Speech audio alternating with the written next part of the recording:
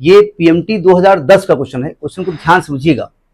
Actually में अगर आपने ध्यान दिया हो, इसका टॉपिक अभी हम बताएंगे। देखा, beam of cathode ray is subjected to crossed electric and magnetic field. वो क्रॉस करना, यहाँ पर क्रॉस मतलब क्रॉस करने की से मतलब है, ठीक है, लेकिन उसका मतलब अभी हम बता रहे हैं। The fields are adjusted so that beam is not deflected. सुनो ध्यान से, अभी इसके पहले आपने क्वेश्चन देखा था कि मैग्नेटिक फील्ड ने डिस्टर्ब नहीं किया था उसको, ठीक है। उन्होंने कहा नहीं, फील्ड को ऐसे एडजस्ट किया गया कि बीम को डिफ्लेक्ट ना किया जाए और तो वो सीधे जाए, यही कहा ना। तो कहते हैं स्पेसिफिक चार्ज ऑफ कैथोड रे की वैल्यू निकालनी है। अभी मैंने स्पेसिफिक चार्ज का नाम आपको बताया था, स्पेसिफिक चार्ज किसको कहते हैं, याद है ना।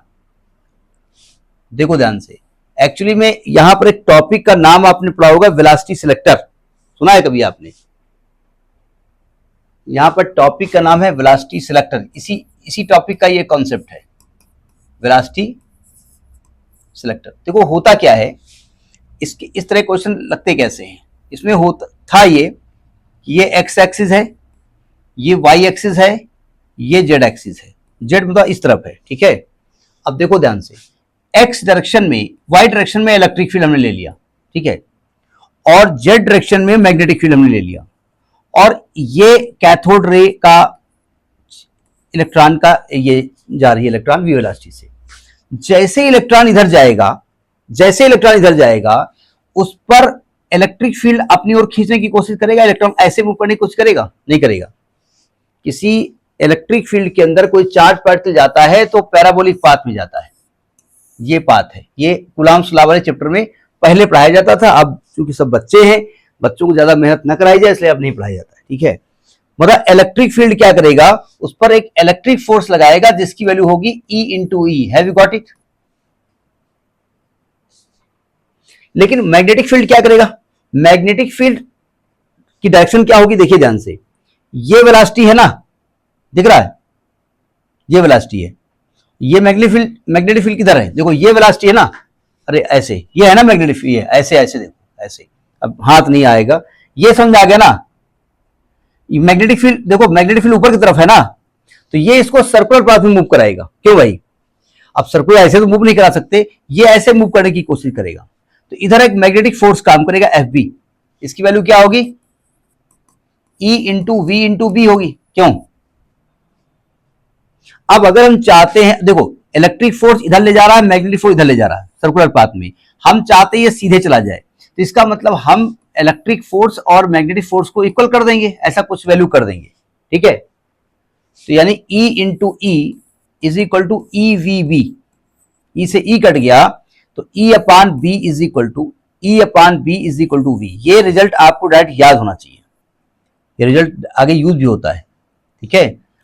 मतलब अगर वेलोसिटी सिलेक्टर में बताया गया है, अगर नॉन डिफ्लेक्टेड आपको चार्ज पार्टिकल ले जाना है, तो आपको इलेक्ट्रिक फील्ड और मैग्नेटिक फील्ड ऐसे एडजस्ट करना है तो उसका रेशियो वेलोसिटी के बराबर हो।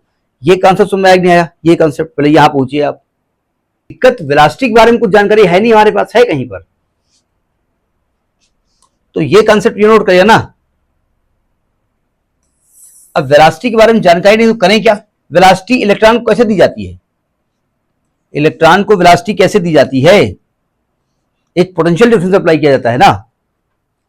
तो अगर पोटेंशियल डिफरेंस आपने कैपिटल V अप्लाई कर दिया, तो आपने इलेक्ट्रॉन को kinetic energy E into capital V दे दिया ना। और ये किसके इक्वल है? हाफ mv स्क्वायर के इक्वल है। ये v वेलोसिटी है, स्मॉल v, ये पोटेंशियल डिफरेंस है। तो अगर वेलोसिटी निकालेंगे तो वेलोसिटी 2ev अपॉन m के इक्वल हो जाएगी। ये वेलोसिटी ऑफ इलेक्ट्रॉन निकला है ना, तो इसका मतलब E अपॉन बी में जब वेलोसिटी की वैल्यू रखेंगे तो under root 2 EV upon m हो जाएगा ना। क्यों? हमको E अपॉन m निकालना है ना, हमको स्पेसिफिक चार्ज निकालना है ना। अभी थोड़ी देर पहले हमने स्पेसिफिक चार्ज को बताया था, चार्ज और मास के रेशियो को कहते हैं स्पेसिफिक चार्ज। इसको स्क्वायरिंग कर दो, इसको स्क्वायरिंग करो कितना होगा? ये हो जाएगा E square upon B square is equal to 2 E अपॉन m इंटू कैपिटल V। ये पोटेंशियल डिफरेंस है, ध्यान रखिएगा, क्योंकि कैपिटल V के बारे में जानकारी यहां दी गई है ना। तो जब E अपॉन m निकालोगे तो आएगा आपका E square upon 2VB square, ये वैल्यू आ गई। समझ आई बात नहीं आई? इसका जो ऑप्शन इज करेक्ट है 35 का, कौन सा ऑप्शन करेक्ट है देख लीजिए, जो चार्ज आ रहा हो, 2e² अपान, ये ई कैपिटल है, सॉरी, e² अपान 2vb², ये डी पार्ट इज करेक्ट, ये कैपिटल ही है, ठीक है। तो ये पीएमटी 2010 का क्वेश्चन है, ठीक है, नोट करिए इसको।